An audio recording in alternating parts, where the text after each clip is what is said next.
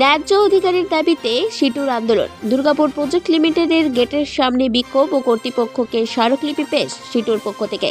সিটুর ঠিকা শ্রমিক সংগঠনের নেতৃত্বের দাবি, ঠিকা শ্রমিকদের 4 দিন বেতন ছুটি সহ 30 দিনের কাজ দিতে হবে। ন্যূনতম মাসিক 26,000 টাকা বেতন দিতে হবে।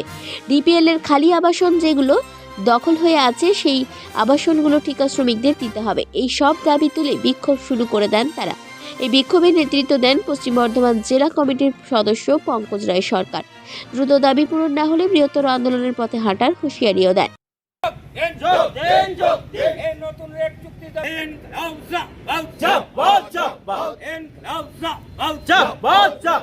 শ্রমিক মারার নীতির বিরুদ্ধে কন্ট্রাক্টর লেবার ইউনিয়ন লড়ছে।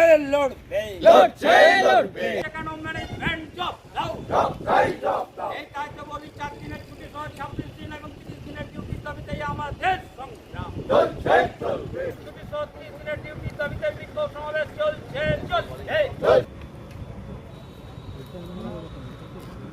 আমাদের ডিপিএল এর মধ্যে টোটাল প্রায় 1450 শ্রমিক আছেন।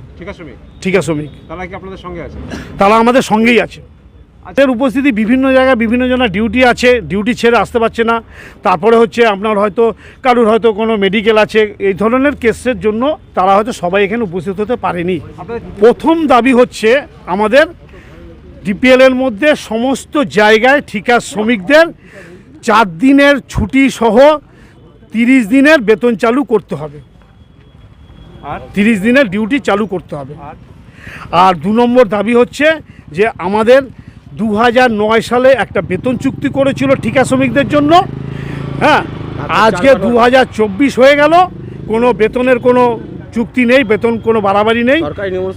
অতএব আমাদের ওই 4 দিনের ছুটি সহ 30 দিনের ডিউটি চালু করতে হবে। আর হচ্ছে আমাদের ওই নতুন করে বেতন চুক্তি করতে হবে।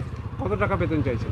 আমরা সরকারি যে নিয়ম আছে, সুপ্রিম কোর্টের নিয়ম অনুসারে, সেই সরকারি নিয়ম অনুযায়ী আমরা হচ্ছে 26,000 টাকা বেতন আমরা চাইছি। আর একটা দাবি হচ্ছে ডিপিএল এর যে আবাসনগুলো পড়ে আছে, সেই আবাসনগুলো খালি পড়ে আছে। বিভিন্নভাবে বিভিন্ন মানে দলের পক্ষ থেকে সেই আবাসনগুলো দখলদারি করে ভাড়া দিয়ে সেখান থেকে পয়সাও রোজগার করা হচ্ছে, এবং যারা ওখানে থাকছে তারা হচ্ছে জলটা বিনা পয়সায় নিচ্ছে, ইলেকট্রিকটা বিনা পয়সায় নিচ্ছে, হাউজিং মানে বসবাসকারীর যে হাউজিংটা সেটা বিনা পয়সায় ব্যবহার করছে। সেখানে কিন্তু ডিপিএলের লস হচ্ছে, পাশাপাশি হচ্ছে পরিবেশ নষ্ট হচ্ছে, তারা নিচ্ছে।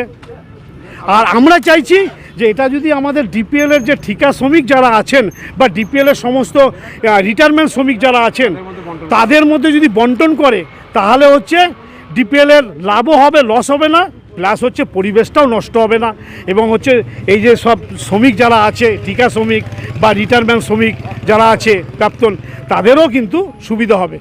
দুর্গাপুর থেকে কৌশিক বসুর রিপোর্ট, 99 নিউজ বাংলা।